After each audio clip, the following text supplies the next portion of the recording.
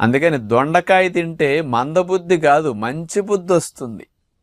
అందుకని జ్ఞాపక శక్తి పెరుగుతుంది, పిల్లలకి లెర్నింగ్ ఎబిలిటీ పెరుగుతున్నదని మరి సైంటిస్టులు చేసిన పరిశోధన చూసారు, ఎంత చక్కగా ఉపయోగపడుతుందా.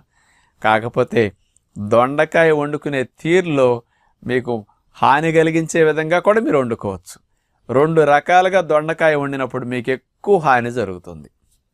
ప్రధానంగా మొట్టమొదటిది, దొండకాయ ముక్కలు కూడానండి చక్క చీలికల వలె కట్ చేసేసి రింగులుగా దీన్ని నూనెలో వేసి దేవుతుంటారండి. డైరెక్ట్గా వేసేస్తారు, ఏదో బజ్జీ బోండా పునుకేసినట్టు నూనెలో వేసి డీప్ ఫ్రై చేస్తారు. అది డ్యామేజ్ చేస్తుంది బ్రెయిన్ని.